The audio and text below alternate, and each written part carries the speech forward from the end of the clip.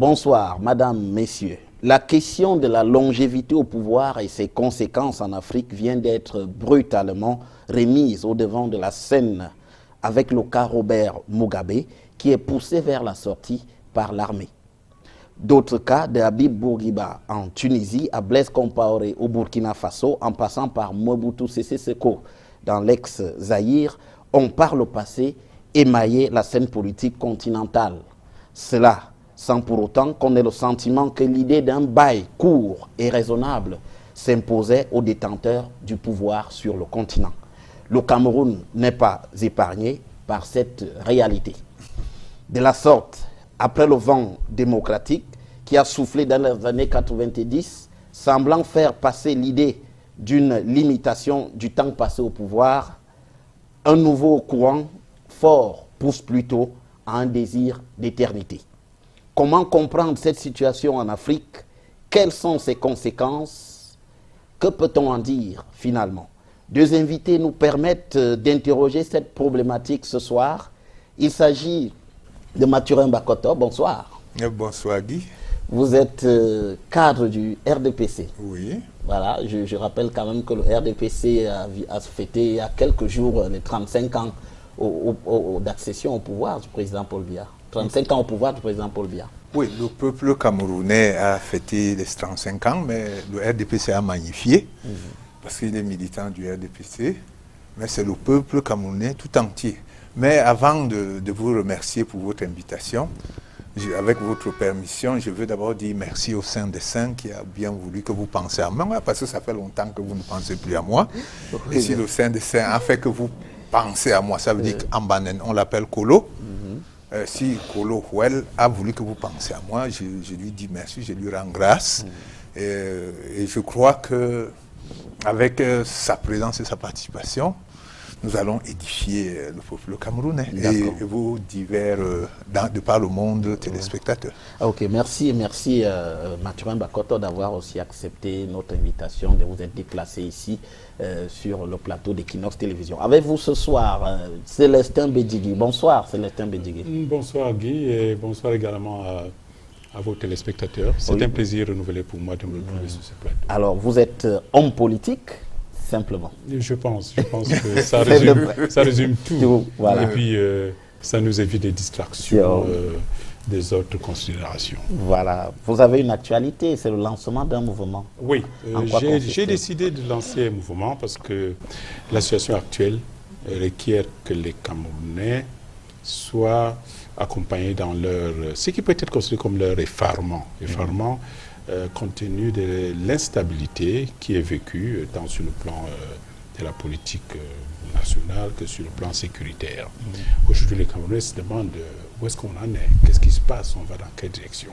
Et il est nécessaire dans des circonstances comme celle-là que soient engagées, que soient prises des initiatives, des réarmements, j'appelle ça, un réarmement patriotique. C'est la raison pour laquelle j'ai pris la décision de lancer ce mouvement. Qui n'est pas un parti politique. Non, qui n'est pas un parti, surtout pas un parti politique, et qui essaie plutôt de rassembler des Camerounais de toute sensibilité politique, d'une part, mais d'autre part et surtout, qui a trois piliers essentiels. Trois piliers qui prennent en charge ou en pension les réelles préoccupations des Camerounais. Ça s'appelle le mouvement prospérité, paix et ordre.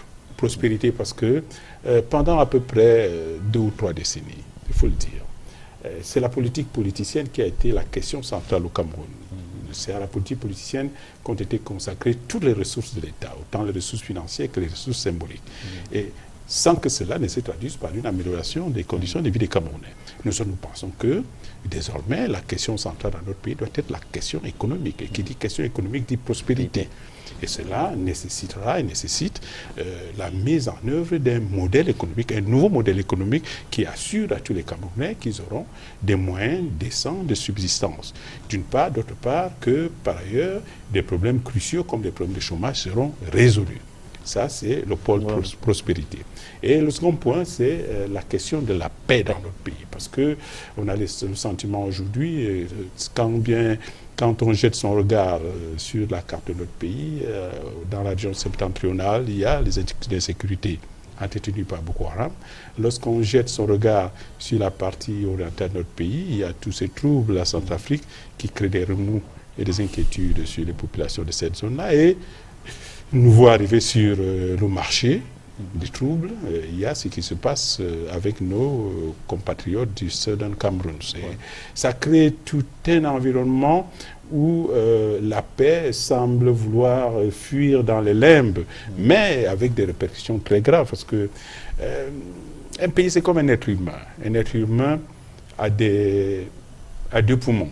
Lorsqu'une seule partie du pays ne se porte pas bien, c'est un peu comme si un pays devait fonctionner avec un seul poumon. Il est nécessaire que nous trouvions une solution à cela.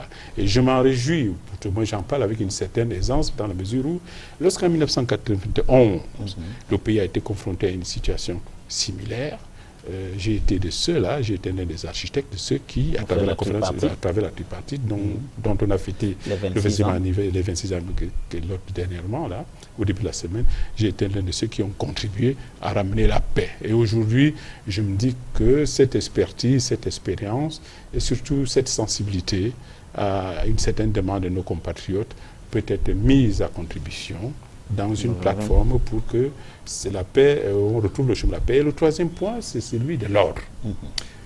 C'est un constat que font tous les Camerounais. Il faut de l'ordre. On ne peut pas développer ou faire avancer un pays dans un désordre. Alors, je ne veux pas faire le procès du pays, non. Mais il faut quand même reconnaître que dans tous les compartiments de la vie sociale, dans toutes les postures ou attitudes prises par les uns et les autres, dans leur vie quotidienne, on vit dans une forme d'anarchie au terme de laquelle personne ne trouve son compte. Et tous les Camerounais aujourd'hui ressentent ce besoin-là que cette société soit remise en ordre. Alors, ça, c'est les trois grands piliers sur lesquels nous entendons soutenir, nous entendons développer notre réflexion et partager avec tous les Camerounais par la mise en place de ce mouvement, je dis bien le mouvement prospérité, paix et ordre. Ok, merci, on vous a bien entendu. On suivra sur le terrain dans les jours qui viennent. Alors, pour commencer ce débat, la situation au Zimbabwe, Mathurin Bakoto, Mugabe qui est poussé vers la sortie par l'armée. Qu'est-ce que cela vous inspire, la situation zimbabwéenne?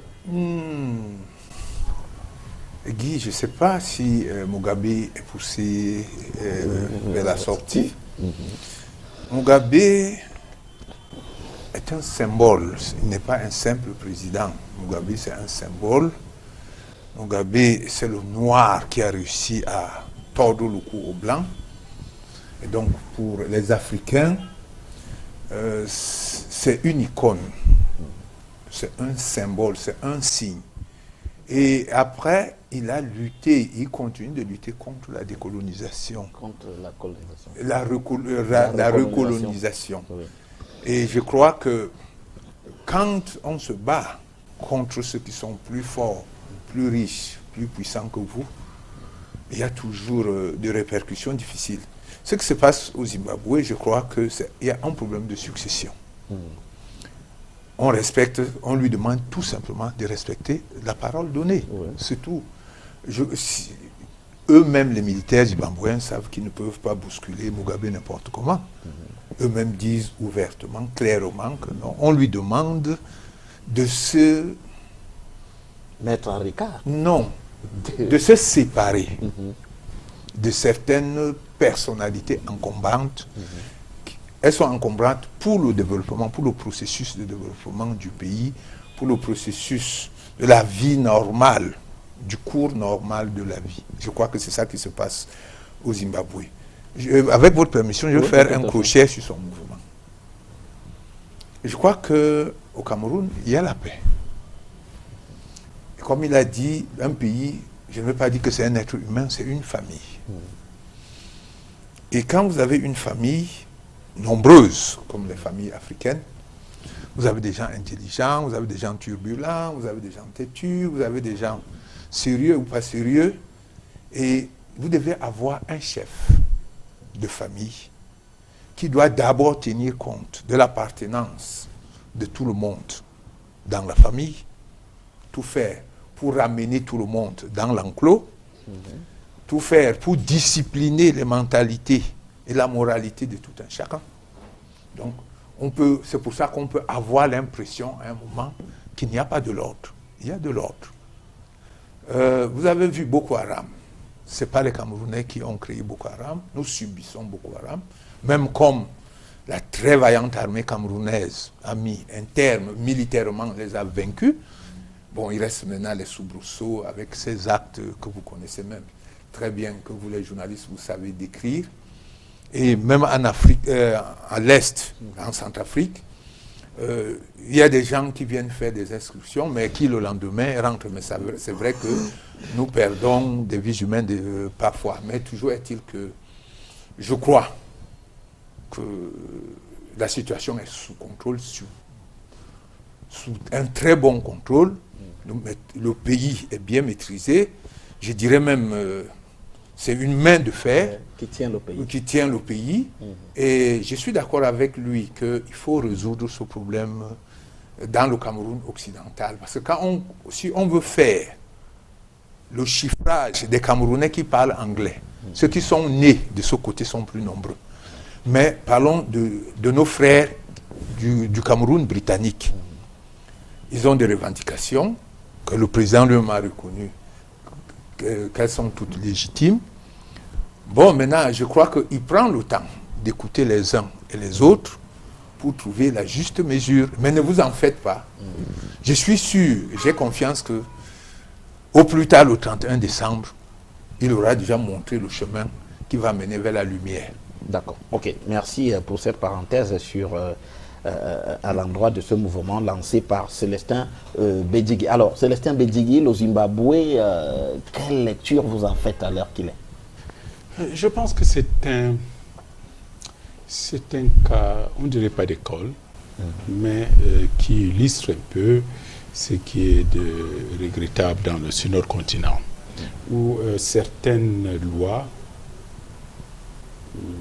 de la nature, d'une part, et puis d'ordre intellectuel ne sont pas prises en considération.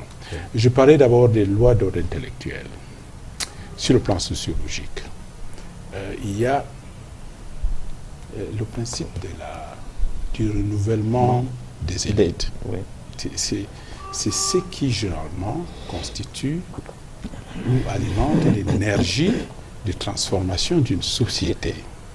Lorsque certaines postures individuelles semblent ne pas reconnaître à ces lois, une loi comme celle-là, leur raison d'être, je crois qu'il y a lieu de s'inquiéter. Il y a d'un autre côté, dans un autre domaine, ce qu'on appelle les lois de la nature, qui font qu'un être humain, il naît, il grandit, il devient adulte, et puis un certain nombre d'organes commencent à dépérir. Et généralement, c'est des organes vitaux, qu'il s'agisse du cœur ou plus précisément du cerveau. Mais alors, lorsqu'on en arrive au stade où, là également, certaines personnes veulent méconnaître l'existence de ces lois, alors on arrive à des situations absolument regrettables comme celle qu'on observe au Zimbabwe, où on est obligé de pousser Mugabe, que toute l'Afrique respecte, on est obligé de le pousser vers la porte. Devrions-nous en arriver là? Mais en vérité, il y a un problème beaucoup plus profond. C'est celui du type de leadership auquel certaines personnes qui accèdent au pouvoir ou se retrouvent avec entre les mains le contrôle des leviers de l'État, c'est-à-dire que ces personnes semblent ne pas faire une distinction de ce qu'il peut y avoir comme dégradation. C'est le phénomène de l'entropie, où tout système, quel qu'il soit, c'est-à-dire porte en lui-même les germes de sa dégradation. Oui. Voilà. Alors, je parlais de leadership ici. C'est un leadership... Alors, vous savez qu'il y a deux types de leadership. Je crois que les téléspectateurs le savent mieux que moi. Il y a ce qu'on appelle le leadership transformationnel. Généralement, le leadership transformationnel est celui qui est porté par une personne qui accède à une position de direction d'une organisation ou d'une communauté ou d'un pays et qui porte un rêve. Il va tout faire pour changer les structures existantes et les faire évoluer vers une direction qui est celle d'une amélioration des conditions de vie des populations, le leadership transformationnel. Mais il se fait que, du fait de l'entropie, très rapidement, les leaders sortent de la case du leadership transformationnel, ils entrent dans la seconde case qui est celle du leadership transactionnel. Là, on ne cherche plus à transformer la communauté, on essaie plutôt de fidéliser, sinon d'embrigader ou de rendre servile tous les gens qui sont autour de soi pour que le système reste et qu'on reste soi-même au-dessus du système, mais cela au travers des transactions. C'est-à-dire, monsieur, je vous nomme à tel poste, en contrepartie, vous me devez un respect. Absolument. C'est ça. Alors, il y a cette dynamique qui est à l'œuvre dans beaucoup de pays africains et qui nous conduit vers des impasses comme celle que nous sommes aujourd'hui, c'est-à-dire le leader part d'un leadership transformationnel à un leadership transactionnel. Malheureusement, on parle du Zimbabwe. Vous savez, nous les Camerounais, on nous reproche souvent d'être de mieux parler de ce qui se passe ailleurs et on n'a jamais parlé de ce qui se passe au Cameroun. Malheureusement, au Cameroun, nous sommes tombés, nous sommes tout le coup du même syndrome. Nous sommes précipités, le système ou tout le système et le régime a été précipité beaucoup plus tôt qu'il ne le fallait dans le leadership transactionnel. Et malheureusement, nous y sommes depuis... Le transformationnel n'a plus il n'a plus le droit de citer. Il n'a même pas eu le temps de s'épanouir. Oui. Donc, depuis 30 ans, je l'ai dit à l'entame de mon propos, nous vivons à la case leadership transactionnel. Et malheureusement, quand on observe les choses et que nous parlons des désordres, parce qu'en vérité, ou d'absence d'ordre, en vérité, sous ce leadership essentiellement transactionnel où les gens sont nommés à des positions avec pour exigence la contrepartie politique qu'ils apporteraient, qui est quoi? Le soutien de la base. De la base, oui. Qui va se rallier à eux. On se dit, mon Dieu, où est-ce qu'on va? Même si on regarde la manière des Camerounais de se comporter quand ils sont sur la route au volant, ça devient quelque chose d'absolument inadmissible. Même si on regarde comment se développent nos villes, c'est absolument... Chacun construit là il veut, personne ne respecte rien. C'est la norme devient le désordre. Donc, on peut toujours choisir, what we call in English denial, c'est-à-dire ne pas reconnaître ces choses, malheureusement. Nous autres, nous constatons, nous le vivons avec les Camerounais, et l'aspiration des Camerounais. Donc vous ne croyez pas beaucoup à ceux qui disent, que en réalité, lorsqu'on met long, on se bonifie, lorsqu'on est passé peut-être... ça, c'est un discours qu'on entend un peu sur le continent. Bon, sauf que le pouvoir n'est pas du tout le vin. Le vin, plus il vieillit, plus il se bonifie. Encore que dans les alcools, j'étais brasseur, dans l'industrie brassicole, une bière plus fraîche elle est bu, mieux elle est, parce que la bière vieillit mal. Je pense que le pouvoir a cette caractéristique, parce que quand vous avez une bouteille de 33, vous la laissez quelque part, au bout d'une certaine période, si vous venez la rouvrir, ça n'a pas suivi une évolution comme celle qu'aurait suivi une bouteille de vin. Vous acquiescez sur ce leadership? Pas du tout. Absolument. Non, je ne m'adresse pas à vous, je m'adresse aux téléspectateurs. Vous n'êtes pas d'accord avec Célestin Bédigué? Ça me fait même rire. Vraiment, c'est un développement... Dans le leadership en Afrique, vous le trouvez normal? Non, le développement qu'il a fait du Cameroun, ça me fait... Ce n'est pas très loin du ridicule. Je vais vous dire pourquoi. Allez-y. Je suis très à l'aise parce qu'il a fait les mêmes études que moi. Et dans la trajectoire, dans la vie sociale, il est homme politique comme moi. C'est pour ça que je dis que je suis surpris parce que son développement devait être transcendantal.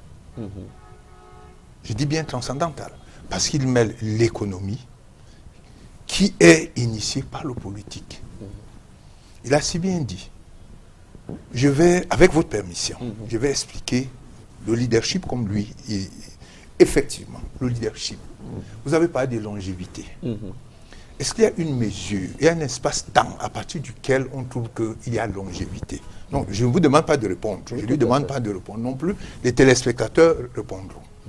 Ça, c'est la première question que je pose. La deuxième question, vous savez, il est arrivé selon un mécanisme naturel, normal. Il n'a pas arraché, il n'a pas tué, il ne s'est pas imposé pour s'asseoir. C'est lui qui représentait le peuple. Avec l'accord du peuple, il s'est assis le 6 novembre. Je me rappelle que nous avons couru, même nous qui étions dans les séminaires, du palais de l'Assemblée nationale jusqu'au palais, bousculant même la police qui voulait empêcher la jeunesse de l'accompagner. Il y avait donc cette ferveur. Effectivement, quand il dit un incident, non. Le tournant du magistère du président Biya, c'est le 6 avril. C'est le tournant. Voilà un monsieur qui n'a changé personne. Il a gardé la même équipe, la même sécurité. On lui dit, fais attention. Il dit, non, c'est des Camerounais, je ne veux pas créer d'autres Camerounais. Ils veulent servir leur pays. 2 jours après, il apprend qu'il doit mourir, il doit être tué, parce que, bien Manon Djombia, nous devons reprendre notre chose. C'est comme ça que ça se criait. Et on dit, non, ça c'est la première chose. La deuxième chose qu'il faut relever, qu'il devait relever, et qu'il sait qu'il devait relever, parce qu'il est économiste, c'est le voyage du président en Allemagne. En 87. Il demande aux Allemands de revenir au Cameroun. Kohl dit oui. Est-ce que Kohl est revenu au Cameroun avec l'Allemagne? Non. Helmut Kohl, à l'époque, non, plutôt de l'Allemagne. Helmut Voilà. Kohl s'entend avec Mitterrand. On nous impose le consensus de Washington, qu'il connaît très bien. Il sait ce qu'on appelle le consensus de Washington. Il sait ce que le professeur Williamson a mis dans le consensus de Washington pour bloquer les économies africaines, pour bloquer les pays qui voulaient se développer. Ce que vous avez appelé les plans d'ajustement structurel. Il y a des professeurs d'université au Cameroun qui ne savaient même pas ce que ça voulait dire, les plans d'ajustement structurel. Et pendant ce temps, je crois 1 ou 2 ans après, on dit vous devez démocratiser la libération des énergies, l'opportunisme politique dont il parle. C'est ça qui fait l'une des raisons de longévité en Afrique, c'est l'exploitation de l'opportunisme politique. Vous savez, moi on m'a appris, que ce soit au séminaire, que ce soit dans tous les instituts où je suis passé, la crédibilité, la stabilité des institutions ou des pays dépendent de ce qui les incarne. S'il y a stabilité, s'il y a crédibilité, ça veut dire que ceux qui les incarnent le sont aussi.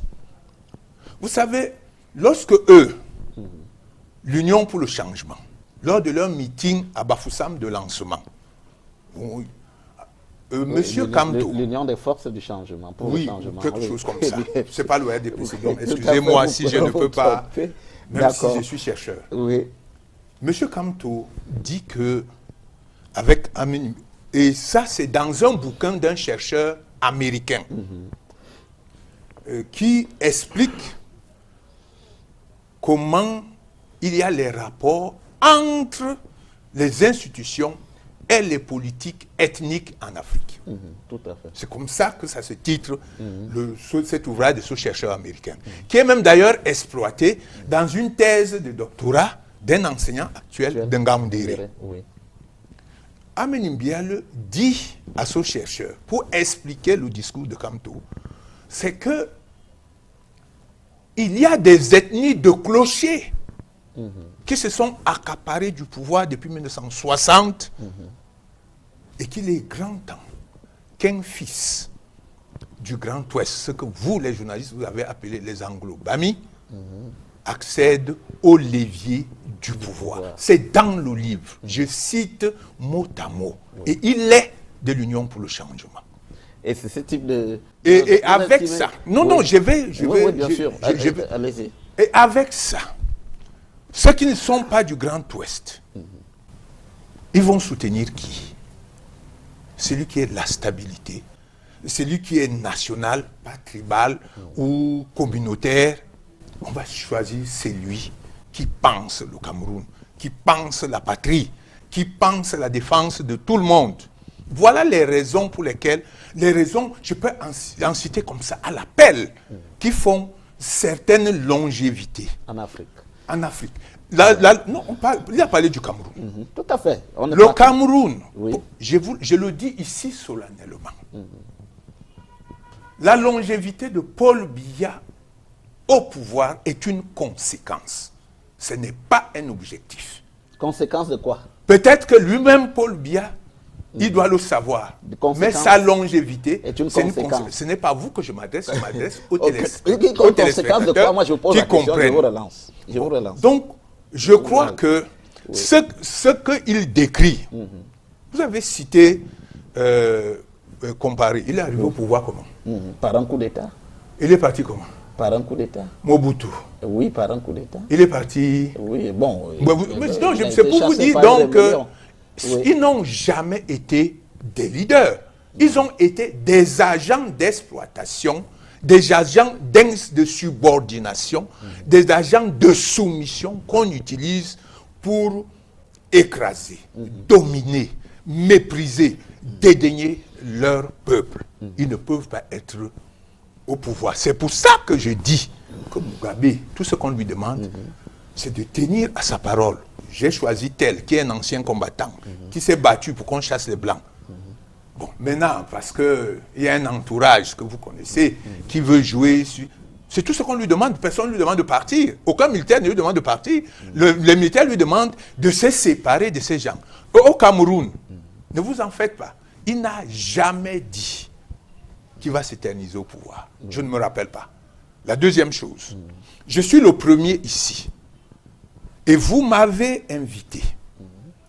J'ai utilisé votre invitation pour demander aux militants du RDPC de demander à Paul Biya de briguer un autre mandat en 2018. C'est sur votre plateau. Je suis passé peut-être 3 fois.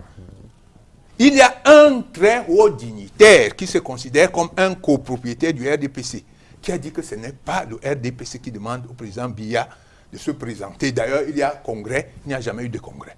Mais toujours est-il qu'après cet appel, toutes les sections du Cameroun ont demandé au président Biya de se présenter. Donc, ce n'est pas forcément lui qui veut se présenter. On le pousse dans la... Et pour conclure, la Presby en 2004, alors que le G11 battait le plein, était sûr qu'ils allaient prendre le pouvoir, ils ont voulu utiliser la Presby comme base de leur parti, puisque la Presby avait une présence sur toute l'étendue du territoire. Je suis très bien placé parce que j'étais le dirigeant de la Presby. Nous avons dit non. Et nous avons réuni le bureau de la Presby. Nous avons réuni 10 000 jeunes au palais des congrès. Ils y ont dormi. L'État n'a participé pour 0 francs. Les gars sont partis de Mbam, de Manfi, d'Akwaya, de Kumbo. C'est en ce temps-là même que nous avons retourné l'armée des cinglés de Kumbo dans le RDPC. Ils sont venus, ils ont financé. C'était plein à craquer. Je le dis pour Germain Noël Essengue, qui a filmé pour le compte de la CRTV. Les pontes du RDPC ont arraché ces cassettes. Donc, ce n'est pas toujours forcément lui qui le veut. Ne vous en faites pas.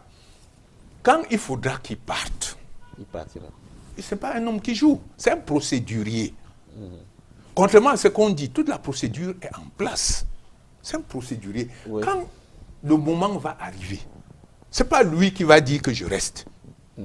Il va dire au peuple que bon, je suis fatigué. C'est vrai qu'il y a certains, ceux qui peut-être bénéficient des prébendes. Je ne suis pas dans cette liste. Non du tout. Vous le savez très bien. Moi, c'est l'idéologie. Parce que quand vous voyez comment il s'est battu contre le coup d'État, contre le consensus de Washington, contre le Nigeria à Bakassi, contre l'islamisme avec son bras armé qu'on appelle le terrorisme, qu'on appelle Boko Haram. Il a eu de l'adversité durant 35 ans. Mais je prends dans les pays développés, Roosevelt, Churchill, Oui. Ils ont été maintenus de force. Vous avez vu, voilà Bouteflika, il ne bouge pas. Mais on dit, parce que sa tête répond, il n'y a que des hommes d'expérience. On a quand même nommé un Premier ministre qui n'a fait que 3 mois en Algérie parce qu'il a voulu écarter un certain nombre de personnes autour de Bouteflika. Non, le pouvoir est collectif. Oui. Il ne faut jamais l'oublier. Le pouvoir, il est collectif. C'est pour ça qu'il doit être crédible et stable. Donc, vous n'avez qu'à voir, dans les situations difficiles comme celles que nous vivons, n'oubliez pas que nous sommes un pays des ethnies et des tribus. Nous ne sommes pas une nation. Si vous voulez dire nation, c'est une nation des ethnies et des tribus. Il faut donc un homme d'expérience pour pouvoir assurer la stabilité et la crédibilité de notre pays. Alors, Célestin Bédjigui, je vous vois bouillir d'impatience de répondre. Pas du tout. C'est le président Bush qui a dit un jour au journaliste read my lips. Parce que vraiment, lorsque j'écoute...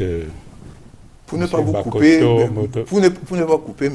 monsieur le président du PAL, je ne suis pas sûr qu'un des Bush soit un exemple politique de réussite. Ah bon, on va quand même écouter le... Je crois que si on citait Roosevelt, si on citait Eisenhower ou Kennedy... Ce serait pour vous un meilleur exemple. J'aurais au moins pu comprendre. Mais Bush, c'est quand même des gens qui ont été dans l'arène politique. Oui, il a été dans l'arène politique, il ne parlait pas dans sa langue, il parlait en argot. C'est ça, Bédjigui. Alors. Mais j'en arrive à me demander qu'est-ce que je suis venu faire ici. Non, parce que quand je dis read my lips, parce que je me souviens toujours d'un mot de quelqu'un qui était un ami, qui malheureusement n'est plus sur la scène, et qui avait résumé un jour sa pensée en disant tout ce qui est excessif est dérisoire. Monsieur Bakoto, peut-être vous l'avez revendiqué tout à l'heure, d'avoir été président du Presse B. Moi, je suis sorti du temps des pugilats sur les plateaux de télévision. Et ce que vous, dans quoi vous voulez m'entraîner là, monsieur, je ne vous suivrai pas. Je suis là pour expliquer aux Camerounais les différents, encore des dynamiques qui commandent l'évolution politique de notre pays. Libre à vous d'essayer de vous refaire une santé politique auprès de je ne sais qui, en rappelant, mais tout le monde sait déjà quel était le positionnement politique du Presse B. Et d'ailleurs, quand je vois toute la confusion qui traverse votre propos, ça ne fait que confirmer, la révulsion, peut-être vous ne le savez pas, que ce mouvement-là a suscité dans l'esprit des Camerounais, y compris du RPC. Parce que je parle bien de pulsion et je parle également de confusion. Quand je parle de confusion, je commence par là. Lorsque vous me situez dans l'Union pour le changement, monsieur, vous trompez. Vous comprenez? Je dis que vous trompez. J'ai été membre de la coordination et lorsque la coordination s'est retrouvée à Yaoundé pour un différend sur un mot d'ordre, le blocus de Yaoundé, je suis sorti de la coordination et j'ai créé l'ORD. Oui. Alors, vous comprenez? Alors, s'il vous plaît, le registre de la confusion. Par ailleurs, quand vous dites que le président Biya s'est battu contre le consensus de Washington, c'est-à-dire qui était les plans d'ajustement structurel qui ont été signés et re-signés par le gouvernement, par le Cameroun pendant 20 ans. Si pour vous, ça veut dire s'être battu contre les plans d'ajustement structurel, je dis, monsieur, vous vous trompez. Et quand vous dites que nous avons fait les mêmes écoles, je veux bien qu'on vérifie ça de près parce que je n'ai pas le sentiment que nous parlons le même langage. Nous parlons le même langage. Je ne sais pas, permettez-moi d'en douter. Alors, je voudrais dire aux téléspectateurs c'est moi qui doute. Vous savez, moi, je ne suis pas venu ici pour un mouvement d'esbrouf ou bien une employade sur un plateau de télévision.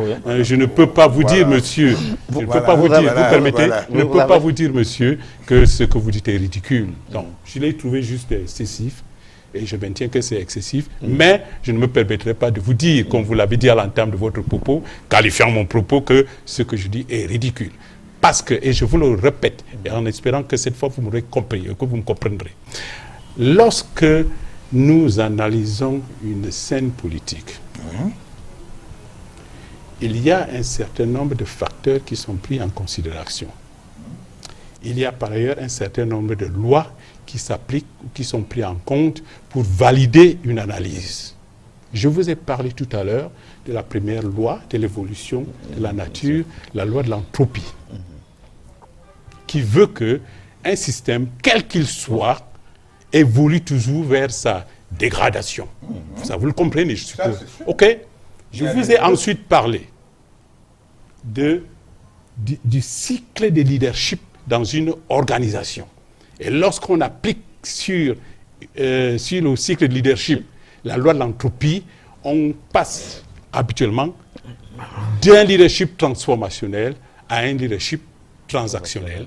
Et j'ai expliqué comment, parti d'une impulsion qui tenait d'un leadership transformationnel, il est survenu un incident, je connais à le dire ainsi, qui a fait que le président Biya est passé trop tôt ou plus vite qu'il ne fallait dans un modèle de leadership transactionnel où ce qui le préoccupait le plus, c'était de consolider son pouvoir. Et la volonté ou le souhait ou le désir de consolider le pouvoir a été ce qui a animé la politique camerounaise depuis une trentaine d'années. Et je l'ai bien dit, j'ai dit, et la question politique, voire politicienne, est devenue la question centrale au Cameroun. Et nous disons qu'aujourd'hui, le Cameroun n'y a rien gagné. Nous demandons qu'il faut que ce soit la question économique, parce qu'elle impacte sur la vie des citoyens camerounais, que ce soit la question économique qui devient la question centrale. Là, je le redis. Et le modèle que j'ai expliqué, que j'ai utilisé, je l'ai tiré ou je l'ai appliqué pour porter un jugement sur la situation de Robert Mugabe, pour dire que c'est regrettable, parce que déjà, par une loi de la sociologie, il était déjà établi dans une logique de leadership transactionnel, et que le vieillissement à la fois des méthodes ou bien des pratiques du gouvernement, et je me suis permis d'évoquer quand même les lois de la nature et des êtres humains font qu'aujourd'hui, des conflits, des problématiques nouvelles apparaissant, il peut se faire, et c'est le cas, qu'il n'est pas la clé de la résolution de ces problématiques. C'est d'ailleurs cette préoccupation d'ajuster l'expertise et les connaissances et les techniques maîtrisées par le leader qui pousse à cette nécessité de circulation des élites. Maintenant, vous pouvez faire mentir, vous pensez pouvoir faire mentir toutes les lois de l'analyse, ou bien tant sociologique que physiologique, libre à vous, monsieur. Mais je tiens à dire que je ne veux pas que cette émission se transforme en pugilat où nous serions venus ici pour faire le procès du président Biya. Il a fait son parcours. Nous autres, nous portons sur ce parcours-là un jugement. Monsieur Bakoto, de grâce, ne me faites pas jouer un rôle dans lequel je ne me reconnais pas. Je ne suis pas venu ici pour faire le procès du président Biya, bien que je dise que ce qui se passe au Zimbabwe donne une indication de ce qui devrait être évité au Cameroun. Alors, Mathurin Bakoto, vous voulez répondre, mais je ne réponds pas.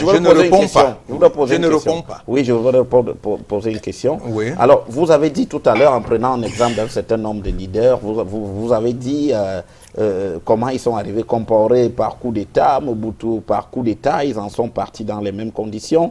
Mais il y a aussi que les gens ont souvent pris le pouvoir par la violence. Et ils se sont éternisés, et ils sont restés, ils ont travaillé, par exemple. Ils sont devenus des leaders plutôt, pour reprendre la formule de Célestin Bédjigui ce soir, des leaders dont le leadership est transformationnel. On a bien vu cela. Par exemple, Fidel Castro a transformé Cuba. Mais est-ce qu'en Afrique, lorsque les gens ont pris le pouvoir, ils sont restés au pouvoir, on a le sentiment que finalement, ils sont restés pour rester, pas forcément pour transformer les pays. je veux dire que si on n'avait pas parlé, si on avait parlé du leadership en général, je n'aurais pas eu à évoquer que ce soit le consensus de Washington, que ce soit. Nous sommes le seul pays, qu'on le veuille ou non, qui n'ait pas livré et des titres fonciers sur les terrains où il y a les mines. Nous sommes le seul pays. Par exemple, comme tel, jusqu'à aujourd'hui, on dit si, on a résisté. Et plus vous résistez, plus vous durez dans le plan d'ajustement. C'est ce que je veux dire pour le consensus de Washington. Je veux dire à mon interlocuteur que je ne veux pas... Vous m'avez déjà invité peut-être 10 fois. Vous n'avez jamais entendu de pugilat. Je ne sais pas pourquoi il se fâche. Pourquoi la grenadine monte en lui. Ah bon? Oui. Comment vous le savez? Mais parce que je vois comment vous parlez, le doigt est pointé. Non, pas du tout. Vraiment, ça c'est des signes qui ne trompent pas. Mais vraiment, vous voyez... Comme Jeanne d'Arc, là. Parce que je vous assure que quand je vous vois, je crains même que vous ne vous levez pour me gifler. Bah, écoutez, mais ça, je suis sérieux. Parce que sur la caricature. Non. Nous travaillons intellectuellement, nous échangeons intellectuellement. Bon, faisons-le, en choisissant des termes. Non, écoutez, en choisissant des termes, monsieur. Et peut-être que vous n'avez... il doit peut-être vous manquer quelque chose. Non, il ne me manque rien. L'expérience, une certaine expérience. Non, j'ai la pratique de la politique. J'ai la pratique de la politique. Si tel était le cas, on ne devrait pas être sur les registres où vous voulez nous entraîner là. C'est vous on me voit tous les jours sur les plateaux de télévision. Bon, je ne vous ai pas coupé. Vous l'avez fait à 2 reprises. Non. Vous l'avez fait. Ah oui, vous l'avez fait. J'ai juste dit que l'exemple que vous prenez, Bush, n'est pas un exemple vraiment intéressant. Mais l'Audi, en me coupant, ne veut pas dire qu'on va coupé. Mais après, monsieur Bakonte. Voilà ce que je dis. Si vous avez dit ceci, que nous sommes très forts pour parler de ce qui se passe ailleurs, mais pas de ce qui se passe au Cameroun. Que vous le voulez ou non. Moi, je suis partisan. C'est ça qui vous a aussi fait sortir des wagons. Hein. Non, je ne suis pas sorti des wagons. Ah, évidemment. J'ai intellectuellement, c'est-à-dire politiquement, bon? Économiquement, et intellectuellement, politiquement. Oui, justifié ce qui s'est passé, pourquoi il y a eu un blocage. C'est ce que j'ai fait. Personne ne peut nier le consensus de Washington que le Cameroun a subi, comme lui-même le dit, pendant 20 ans.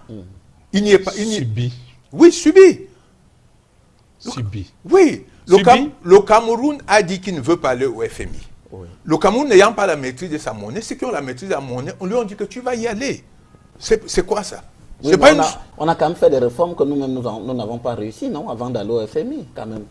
En 87, pour prendre quelques exemples, en 87, on avait tout coupé dans l'administration, on a vendu tous les véhicules administratifs, le téléphone supprimé, on est même allé plus loin, quand même, il y a eu beaucoup de choses, non? Écoute bien, heureusement qu'il est là, il est bien placé. Oui.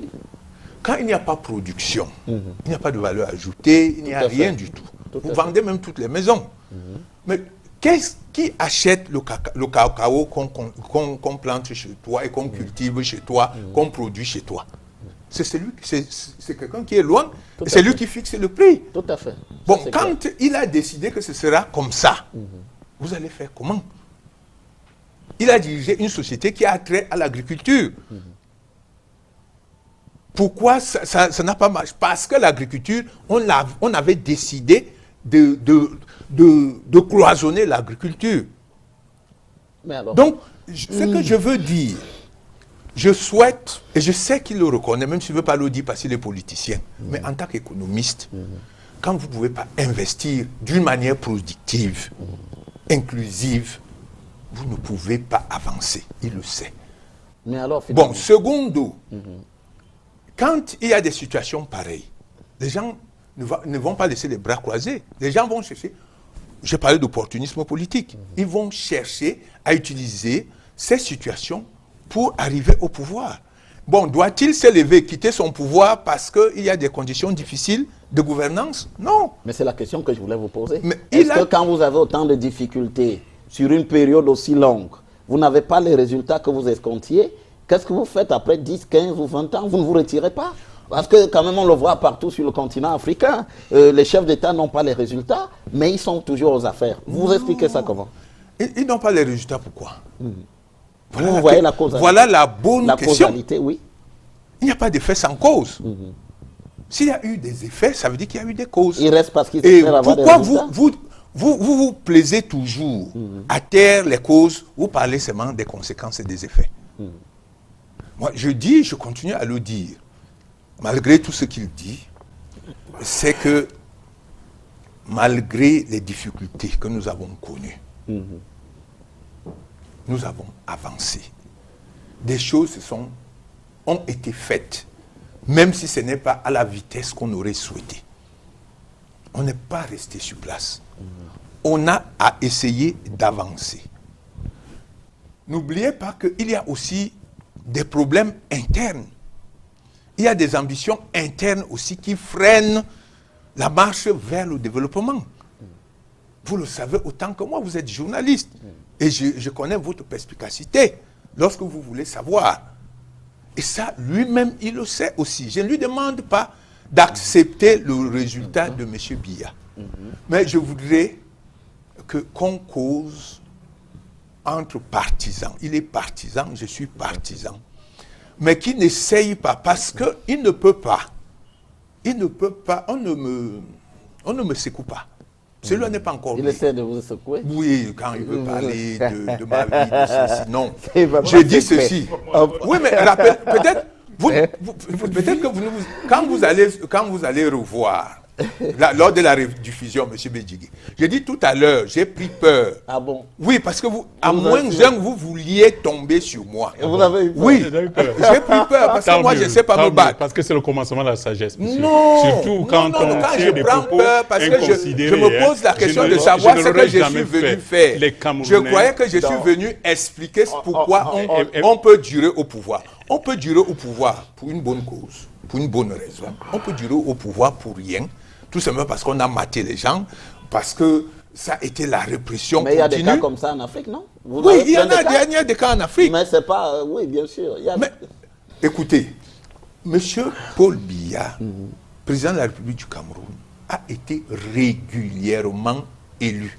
Il a toujours été élu à la normale. Donc vous ne croyez pas ce que dit Akere Mounaka en 92, Froundi a gagné l'élection? Vous ne croyez pas en cela? Vous savez, c'est une opinion. Oui. Quelle statistique lui produit? Est-ce qu'il est dans la machine électorale pour produire des résultats crédibles? Il était celui en charge au SDF de collecter les résultats, donc en contact avec des équipes qui étaient distribuées. Mais ce n'est pas lui, mais il est partisan, donc il parle en faveur de son parti. Comme lui, il est de l'opposition. Il parle en faveur de l'opposition. Moi, je parle en faveur du RDPC et du régime. C'est tout à fait normal. Je ne sais pas. Vous savez, le président Biya a tout fait pour qu'il y ait une démocratie, qu'elle soit apaisée, parce qu'elle était violente. Les villes mortes, les casses par-ci, on brûlait les incendies des immeubles et tout ça. Il a prôné l'apaisement. Les Camerounais ont adhéré. C'est vrai que l'opposition a traîné les pieds, mais finalement, elle a adhéré. Je peux aller à la sortie d'ici. J'espère que Mme Bédjigui a préparé le coq avec beaucoup d'arachides là. Comme il me menace là, il doit me ramener à la normale. Il me menace des coups de poing. Il me menace de... Je ne suis pas un foussard. Je suis un Banen. Et les Banen, c'est l'un des plus grands peuples guerriers. C'est des professionnels de la falsification. Voilà. C'est des professionnels de la falsification. Il a créé un monde irréel. C'est un monde irréel. Les téléspectateurs verront comment vous avez agi. Il a la gestuelle. Alors, Célestin Bédjigui, vous permettez. Je veux bien croire que M. Bakoto est au fait de la politique camerounaise et de la tradition politique instituée par le régime de M. Biya. Après le coup d'État, tout est devenu le conspirationnisme et la lutte contre la conspiration permanente est devenue l'idéologie principale du régime, monsieur. Et cet esprit-là, je le dirais hors micro, vous en avez vous-même été victime. Oui. Et on se comprend. Oui, je comprends. Et on se comprend. Très bien. On se comprend. Très bien. Alors ne parlez plus. Première chose. Parce qu'on se comprend bien. Très bien même. Ne parlez plus. D'accord. Mais bon, première chose. Deuxième chose. Même mon idéologie m'amène vers le RDPC. Je vais faire comment? Bien sûr que vous avez la parole. Vous permettez, oui. Parce que vous ne deviez même pas y être. Oui. Alors, pour la raison que vous connaissez. Allez-y, je vous écoute. Bon. Ensuite, ce conspirationnisme-là, à un moment donné, a créé un ras-le-bol dans l'esprit des populations camerounaises. Et en 1990-91, malgré le durcissement du dispositif répressif, où on continuait à arrêter les gens parce qu'ils avaient ébauché la création d'un parti politique. On les arrêtait, on les envoyait à la BMM, on les torturait, hein, on les condamnait même, on les faisait juger par le tribunal militaire. Malgré cela, les Camerounais ont dit trop, c'est trop. Ils ont dit il faut que les choses changent. Vous en souvenez-vous? Souvenez-vous-en, monsieur, parce que je crois que vous l'avez oublié. Et lorsque ils ont dit trop, c'est trop, ils se sont levés sur l'ensemble du Cameroun. Sur les 10 provinces, il y a 8 qui étaient lock-out. Vous connaissez? Et ça a duré 7 mois. 7 mois. Dans un régime républicain, dirigé par des personnes qui ont à cœur la préoccupation de ne pas voir le pays perdre du fait d'une paralysie de l'activité, après une semaine, généralement, on voit des dirigeants rendre leur tablier. Vous comprenez? Il y a les 3 glorieuses au Congo, un peu partout, vous avez vu comment Ben Ali est parti. Même, comment on l'appelle, Kampaoré, vous avez vu, après à peu près un mois, est parti, monsieur. C'est-à-dire, pourquoi? Parce qu'un dirigeant, il sait qu'il est de sa responsabilité que son pays marche. Et que l'on ait vécu au Cameroun une situation extraordinaire. Pendant 7 mois. Que pendant 7 mois, un régime accepte, un dirigeant accepte que le pays soit à genoux. Je vais vous révéler quelque chose. J'ai été parmi les personnes qui sont allées rencontrer le président pour lui dire les yeux dans les yeux, Monsieur le Président, ça ne peut pas continuer. Ça ne peut pas. Il faut absolument, les Camerounais demandent. Après combien de mois? 7 mois. Ça, c'était au 7e mois. Non, ça c'est après 4 mois. Vous êtes allé 4 le mois, voir. je suis allé le voir, au palais de Toudi. Il vous a reçu seul? Absolument. Non, je suis allé avec 2 de mes collègues du parti que je dirigeais à l'époque, le PAL. Oui. Monsieur Ndoé Soné, monsieur, un autre dont je ne citerai pas le nom ici. Ah, voilà. Il vous a reçu? Il nous a reçus. Oui. Et je lui ai dit, l'entretien était prévu pour durer 30 minutes, il a duré 1h30. Je lui ai dit, Monsieur le Président, les autres présidents de partis politiques ne veulent pas venir vous voir, mais moi je suis de ceux qui ont dit que je viens vous voir à visage découvert. D'autres étaient partis en cachette, donc M. Bouin était parti en cachette. Je lui ai dit, mais pourquoi tu as peur que les gens sachent que tu es allé voir le président? Je l'ai vu, je lui ai remis une plaquette dans laquelle je proposais un modèle d'une rencontre des Camerounais. J'ai dit, Monsieur le Président, quoi qu'on dit, il faut qu'on passe par là. Les Camerounais, on n'a pas eu de conférence constitutionnelle dans ces pays. Les Camerounais veulent pouvoir parler, qu'on se réunisse, qu'il y ait une espèce de catharsis et que l'on puisse ensemble bâtir une solution pour le futur. Cette proposition a été transmise au Premier ministre qui, 2 jours après, a pris attache avec moi. Et il est évident, certainement, que d'autres propositions avaient été faites. Toujours est-il que nous nous sommes mis au travail. Nous étions à peu près 4 ou 5 personnes, 2 de l'opposition, le Premier ministre et un de ses collaborateurs, pour définir ce qui est devenu plus tard la tripartite. Et pour le plus difficile à l'époque, c'était de se fixer un objectif, celui qui était de remettre le pays au travail. Parce que pendant ces 7 mois, le pays ne travaille toujours pas. Première chose. Deuxième chose, de trouver un sujet qui crédibiliserait l'organisation de cette rencontre. Et cela a donné lieu à un discours que le président Biya fera le 11 octobre, où il annonçait la tenue de la tripartite. Il y avait 2 sujets à l'ordre du jour. C'était le code électoral et le code médiatique. Oui, tout à fait. Bon, Il dit qu'il ne veut pas la conférence nationale. Ok. Elle est sans objet. Hein, il dit qu'elle est sans objet. Ok. Mais il faut qu'il a accepte que Oui. nous parlons de ces deux choses. Oui. Mais nous autres, nous avions sous le talon La question de... une autre idée, dit que dès qu'on sera en salle, nous allons poser le problème de travailler, revisiter, rejeter les fondations, les fondements d'une nouvelle constitution. Et là, il a cédé. Toute chose Oui. que M. Biya n'était pas prêt d'accepter. Parce que pour lui, il ne pouvait pas comprendre que la tripartite, qui n'était pas une instance institutionnelle, puisse se permettre de venir parler de la constitution. Alors, quand vous l'avez vu au palais, Attendez. oui, quand vous l'avez vu au palais, Oui.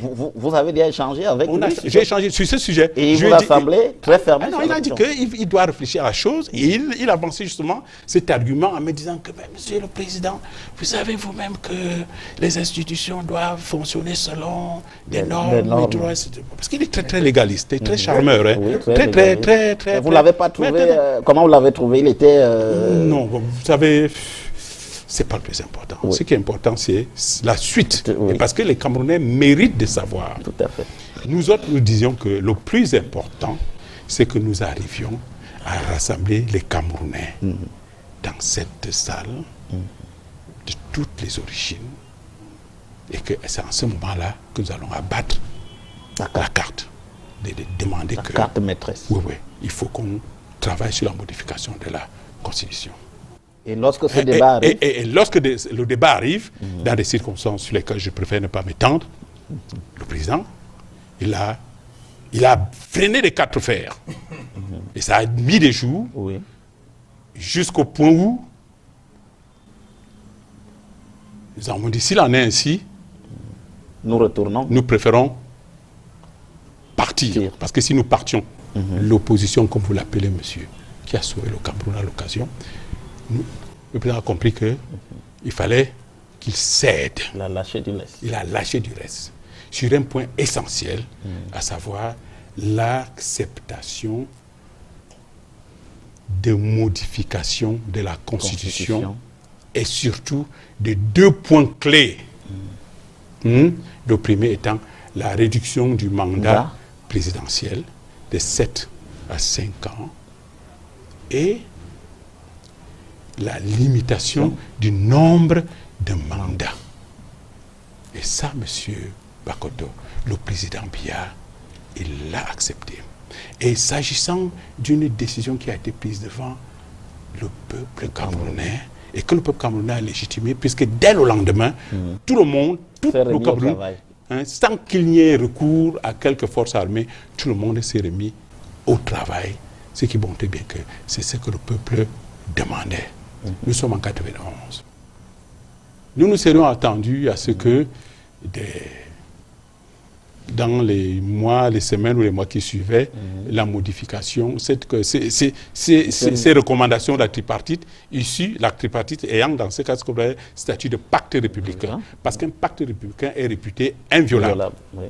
Nous serions attendus que dans l'année qui suivait, que cette remise en cause de la Constitution devienne effective. Mais quelque chose de tout à fait curieux a eu lieu, au lieu de quoi on a plutôt, au lieu de modifier d'abord la Constitution, on a plutôt organisé une élection présidentielle de 92. En espérant que... Non, législative d'abord. D'abord mars 92. Oui, Mars 92. Où l'opposition, comme vous l'appelez, est sortie majoritaire. Vous vous souvenez, vous permettez, est sortie majoritaire. Donc à partir de là, on ne pouvait plus jouer n'importe comment parce qu'on espérait que si le RDPC était sorti majoritaire, on pouvait passer en force.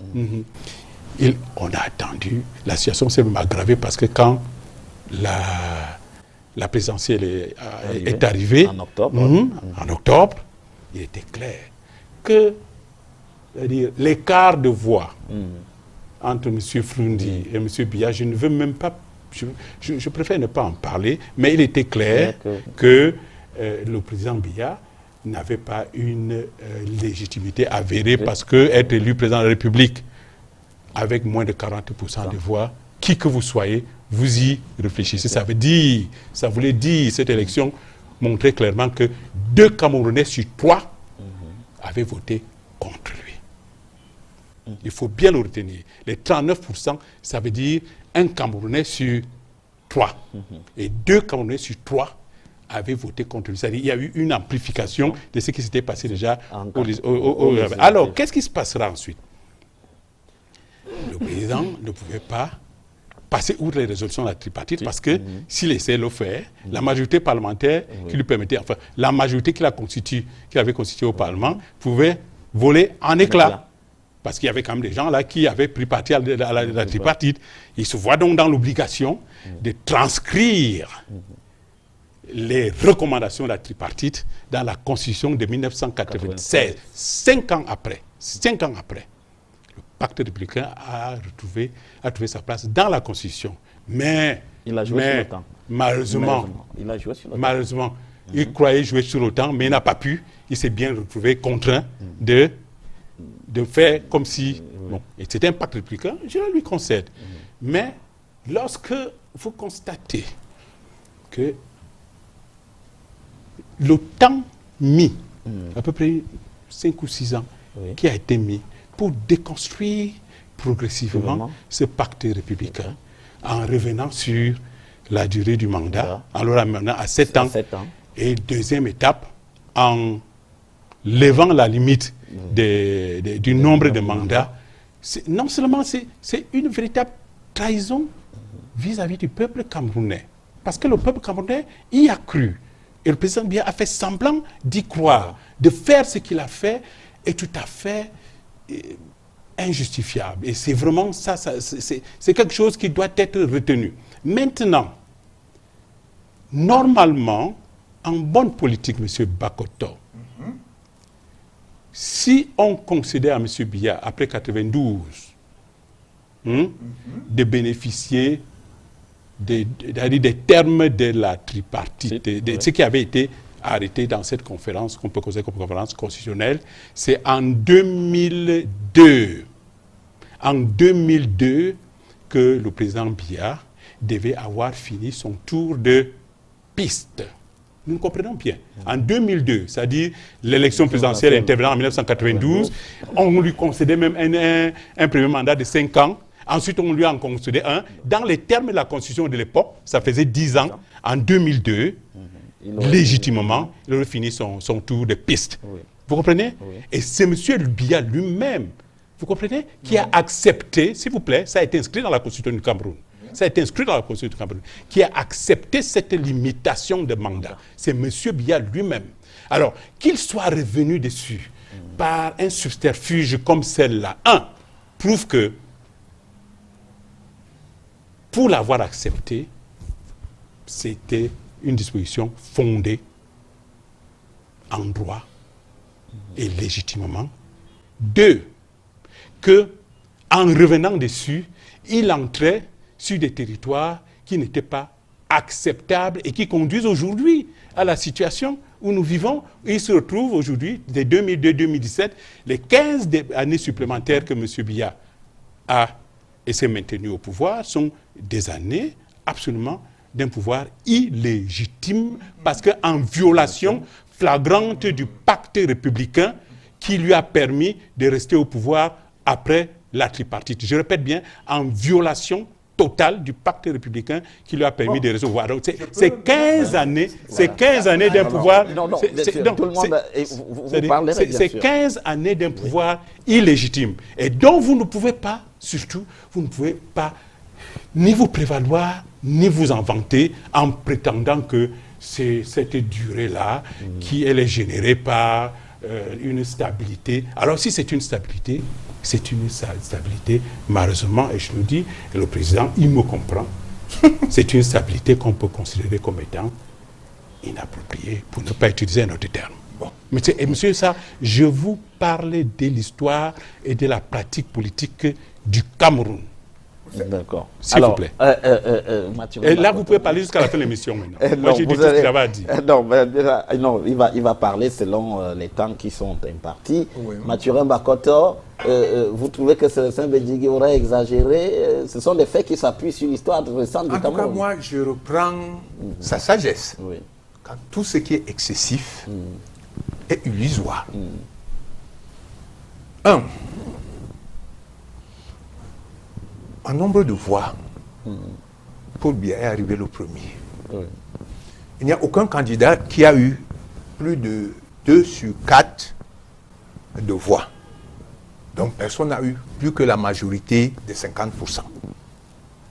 Donc, par ordre d'arrivée, Paul Biya était le premier. Donc forcément, comme la loi prévoit qu'il n'y a qu'un seul tour, c'est celui qui arrive le premier qui est déclaré vainqueur. Il n'y a rien d'illégal ni d'illégitime. Première chose. Deuxième chose, tout à l'heure, j'insiste beaucoup là-dessus. Les téléspectateurs qui ont l'habitude de me voir doivent comprendre pourquoi j'insiste là-dessus. Parce que j'ai dit que l'un des facteurs des longévités en Afrique, c'est la migration, c'est la transhumance, c'est le nomadisme politique. Tout ce qu'il a dit, c'est des faits historiques. Il est un acteur historique. Donc je ne peux pas le lui dénier. Ceux qui étaient pour la limitation des mandats, ceux qui étaient pour ramener le mandat, finalement ont rejoint le président Biya. Ils sont devenus adeptes de la non-limitation et du maintien de 7 ans. C'est légitime, c'est légal. Donc il n'y a rien à redire. Donc cela ne change pas pour lui-même vous. A été vice-président d'un parti qui accepte et la non-limitation et le maintien. Il a été vice-président. Et quand il était vice-président dans ce parti, il n'a jamais posé ce problème. Et ce parti a même un accord avec le RDPC. Quand il y était, il n'a pas trouvé que c'était anormal. Vous êtes sûr? Je ne crois pas. Parce que l'UNDP n'a jamais posé ce problème lors des réunions avec le RDPC. Bon, maintenant, c'est possible. Non, je ne vous interromps pas. Bon, c'est possible. Maintenant, on corrigera. Bon. Non, ce n'est pas corriger, c'est donner votre version. Donner une version et corriger, ce n'est pas la même chose. Je ne pense pas que vous pouvez me corriger. Non, je parle des faits. Bon, la pratique politique, je la fais. Je suis né dans la politique. Mes ascendants depuis les Allemands, avant les Allemands, étaient dans la politique traditionnelle, dans la politique avec les Allemands, dans la politique avec les Français, dans la politique avec Ahidjo, dans la politique avec Biya. Donc, je suis né dedans. Même ceux qui m'ont élevé, c'était des politiciens. Ceux qui m'ont instruit, c'est ceux qui inspirent la politique, qui est l'Église catholique. Et j'en suis fier. Et personne, parce que je suis contre ces idées, ne peut vouloir même bouger mon esprit ou ma position. Ce que je dis, de 2002 à 2017, le président Biya a été réélu 2 fois, en 2004, en 2011, à une majorité écrasante. Je mets mon contradicteur au défi. Même comme il dit, je ne refuse pas. Le président Biya n'a jamais changé son âge. Il n'a jamais dit qu'il était plus jeune que ce qu'il est. Il n'a jamais dit ça. Deuxième chose, l'un des présidents les plus adulés par la jeunesse africaine, lui-même étant jeune, a dit qu'il remercie Dieu d'avoir créé en Afrique le président Paul Biya. Je nomme le président Paul Kagame. Kagame au Rwanda. Et que c'est le seul homme. Vous vous inquiétiez tout à l'heure. Bon, Kagame, c'est un exemple, mais ce n'est pas forcément un exemple en matière de respect des droits de l'homme et tout le reste, non? Non, on ne parle pas de... Je n'ai pas parlé des droits de l'homme. Bon, voilà. Il a voulu parler d'une sagesse d'un président. Tout à fait. Bon, je ne juge pas les chefs d'État parce que je n'ai pas la qualité ni la hauteur. Oui. Mais Kagame, même les autres présidents africains, lui ont donné mandat de réfléchir sur l'Union africaine. C'est tout dire. Oui. Et s'il dit qu'il est inspiré, qu'il consulte, le seul homme politique qu'il consulte dans le monde, très régulièrement, c'est le président Paul Biya. Pourquoi nous, Camerounais, on n'en profiterait pas? Mais moi, mon idéologie... Il a fait son temps, non, n'est-ce pas, le président Biya? Est-ce que vous pensez qu'il n'a pas assez fait comme ça? Ne vous en faites pas. Quand il aura fini, oui, on va le lui rappeler. Il n'a pas fini. Mais il est là, puisque le RDPC lui demande de se représenter. C'est le RDPC, ce n'est pas Bakoto. Je ne suis qu'un petit militant d'une grosse machine. Ça veut dire que vous êtes cadre. Mais bien sûr, avant d'être cadre, on est militant. Militant, c'est celui qui milite, qui croit à une idéologie. Et cadre, parce que je suis de ceux qui... C'est pour ça que je suis ici. Pour défendre mon parti, pour défendre même ce à quoi je ne participe pas. Et je crois qu'il m'a déjà invité 15 fois, ma hiérarchie politique ne m'a jamais démenti ou ne m'a jamais demandé de ne pas parler. Je n'ai jamais été convoqué à un conseil de discipline ou une lettre de remarque, rien du tout. Donc ça veut dire que ma hiérarchie est d'accord avec mon déroulé. Je vais le continuer. Donc pour moi, vous fabriquez les bières, le Cameroun fabrique le vin, plus il vieillit, plus il devient bien, il devient bon, il devient succulent. Ce qui est sûr, quand les troubles que vous voyez là, chaque fois à l'approche d'une élection présidentielle, il y a toujours cette atmosphère. Eux, ils revendiquaient la démocratie. Ils ne peuvent pas le nier. S'ils le nient, je serais vraiment surpris. Eux, ils revendiquaient la démocratie, mais d'autres revendiquaient le pouvoir, voulaient le pouvoir à travers leurs réclamations. La preuve, il a claqué la porte. Pourquoi ne pas accepter, ne pas comprendre que ce qui s'est passé en 90, 91, c'est encore le ça continue à se refaire. C'est le remake là. Puisque, je vous prends un exemple. Il donne des instructions.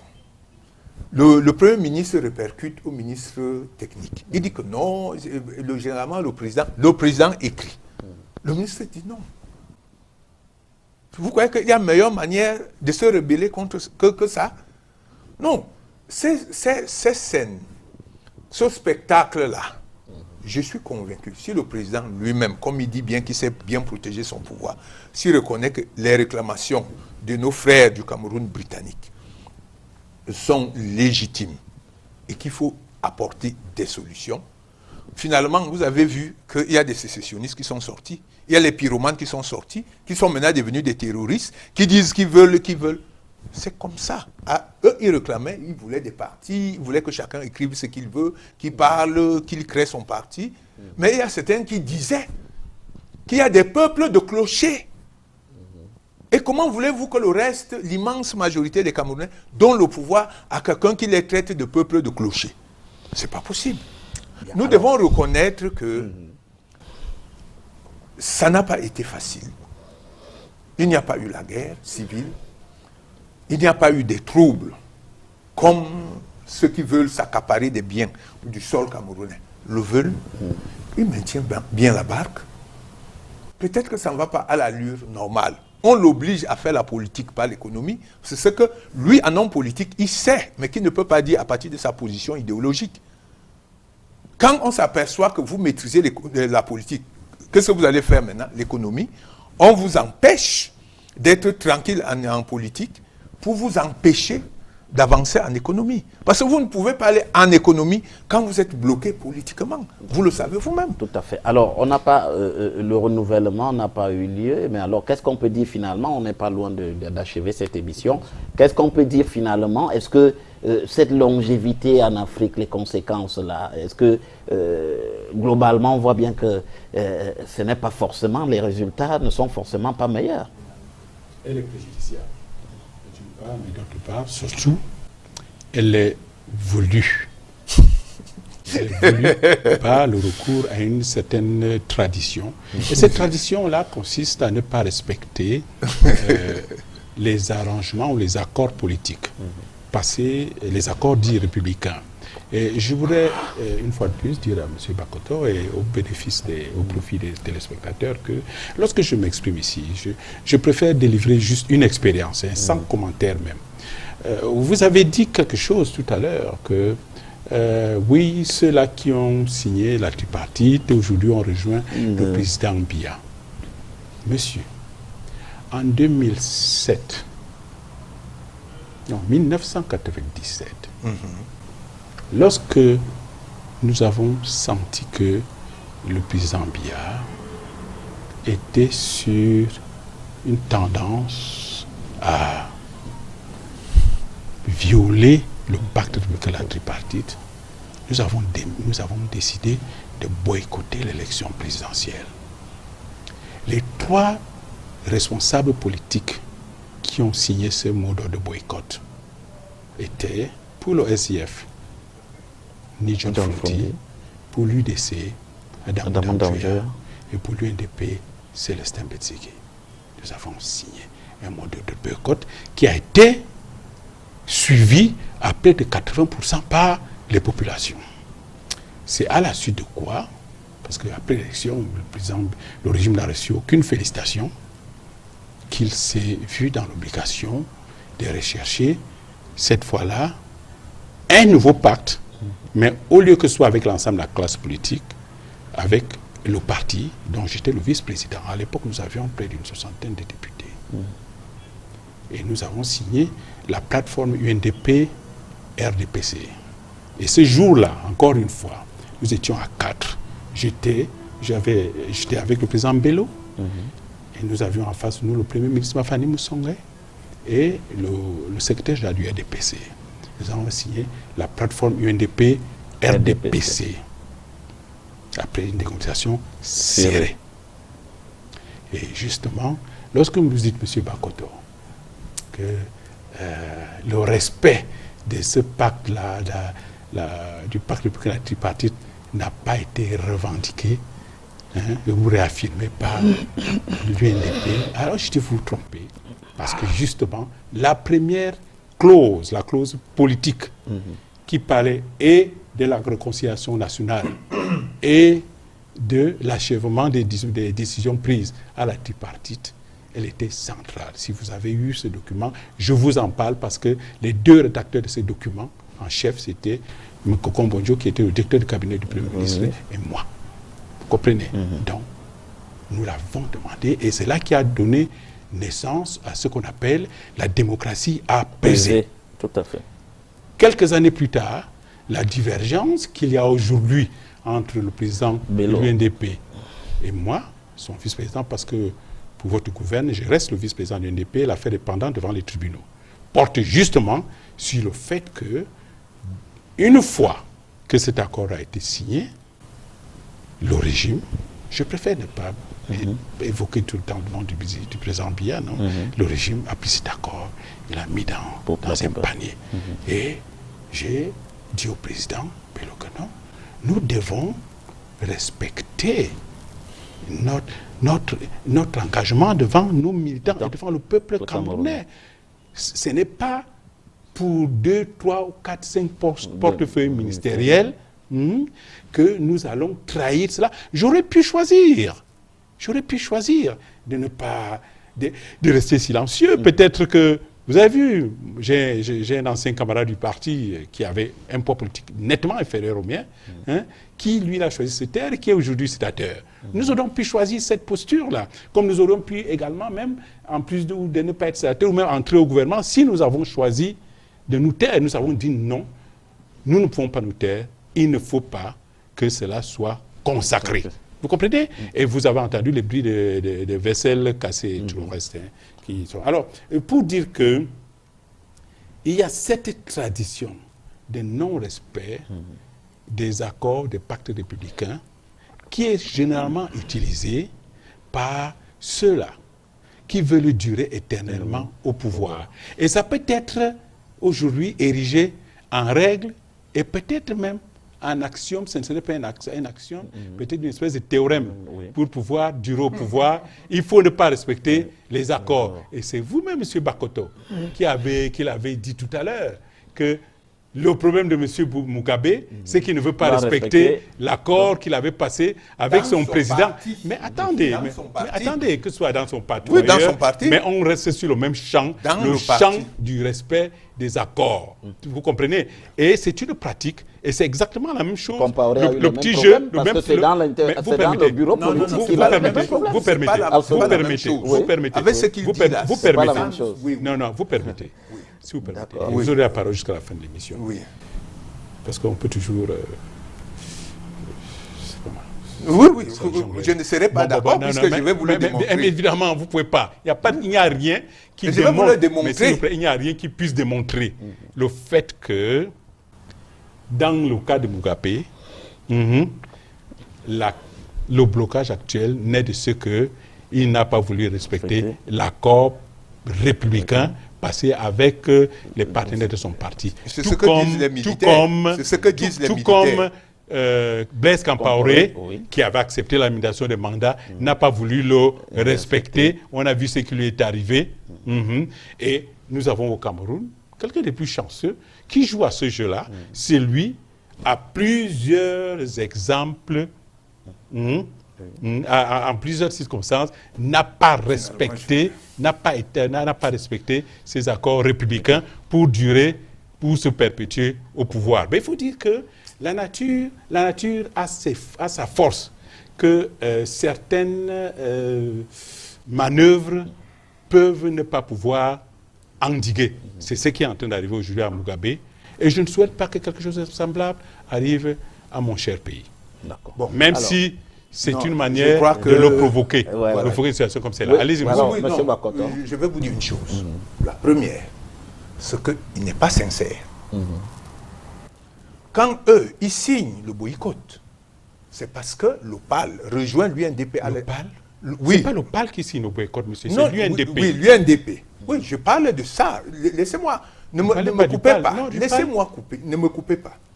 L'OPAL entre en contact avec l'UNDP par l'entremise. Vous savez qu'à un moment, il s'est allié à Edouard Titus qui voulait être candidat. Qu'est-ce que c'est que ça? À Edouard Titus qui voulait être candidat. Qu'est-ce que c'est que ça? Et à partir de ce moment, Edouard Titus avait pour allié l'UNDP. Pardon? Et lui, il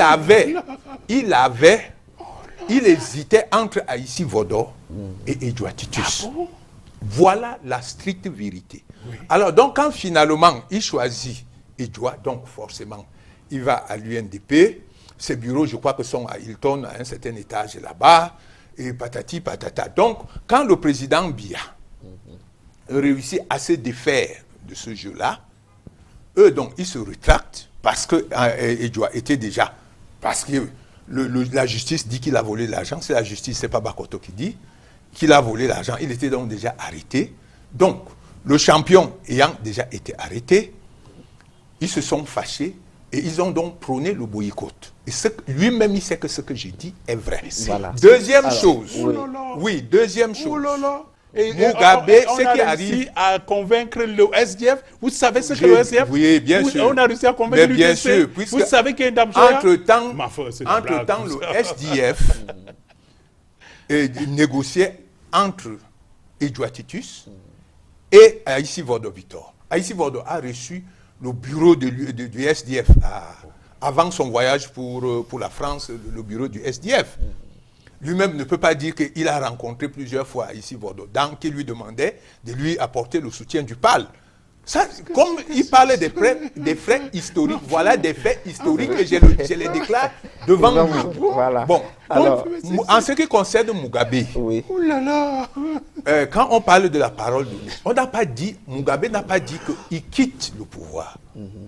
Mugabe a dit que voici mon successeur. Quand je ne serai pas là, c'est mon compagnon de combat de Macky qui va me remplacer. Sauf qu'il a Mais chassé. attendez, je n'ai pas terminé. Pourquoi Je ne débat pas avec vous, vous êtes modérateur. Vous oubliez souvent.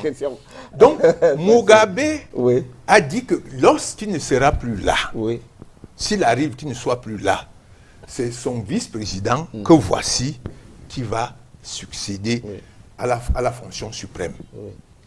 Mais entre-temps, vous savez ce qui se passe, ce qu'on lui reproche, ce que l'armée lui reproche. Tout à fait. L'armée lui demande tout simplement, continue ton truc, à condition que tu te sépares de ces personnalités-ci.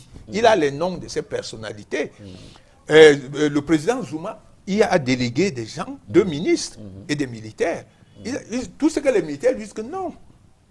Est-ce que vous avez entendu un coup de feu? Tout ce qu'on lui demande, c'est qu'il se sépare de certaines personnes qui lui empêchent de bien diriger le pays. C'est tout. Dès qu'il se sépare, il continue. Voilà. Bon, on ne peut pas dire qu'il y a un problème de non-respect de la parole donnée. on ne peut pas comparer les deux cas. Mais je peux vous assurer que le président Biya, si vous voulez même, comme on ne parle pas de lui, le système n'a pas rejeté le pacte républicain. Lui, il appelle ça le pacte républicain. Lui-même, il a reconnu que ce qu'ils ont décidé, en très grande partie, se retrouve dans la Constitution, dans les règlements de la République.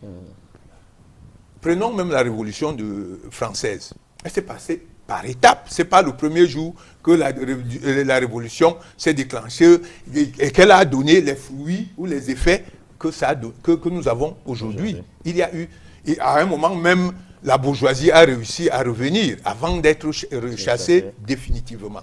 Je veux tout simplement dire que le président, le système, quand il faudra changer le symbole, parce que le président n'est que le symbole, il est le symbole d'un pouvoir.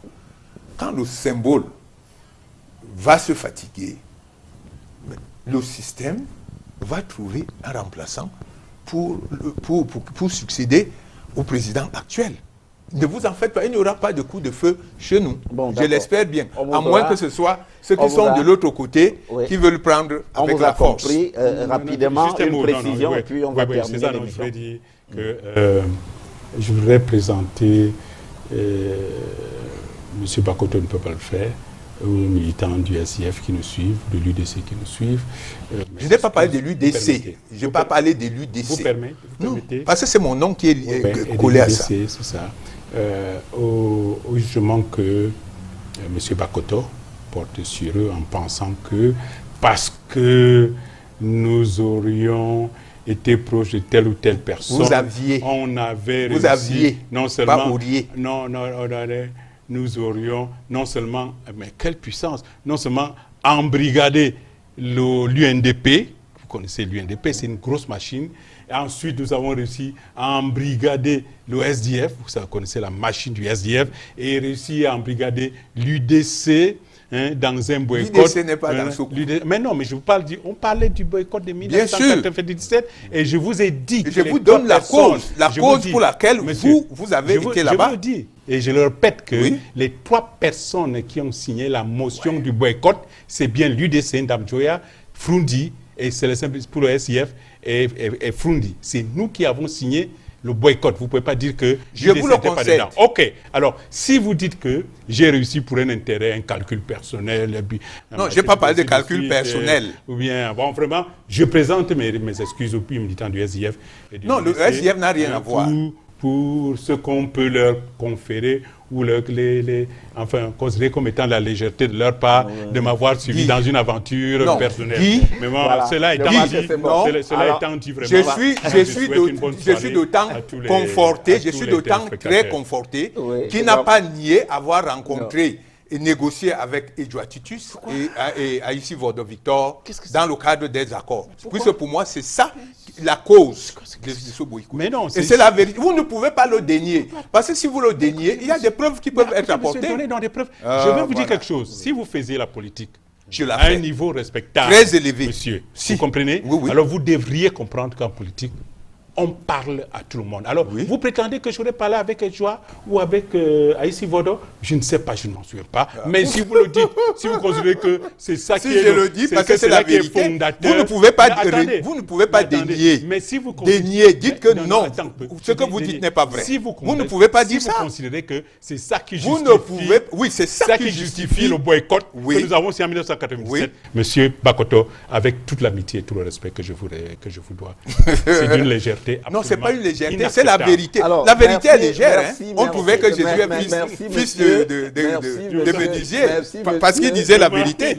Merci, monsieur Mathurin Bakoto. Merci, Célestin Bedjigui, d'avoir accepté l'invitation d'Equinox Télévision dans le cadre de cette édition de Géopolis consacrée à l'analyse au sujet de la longévité des chefs d'État au pouvoir en Afrique et leurs conséquences et ses conséquences.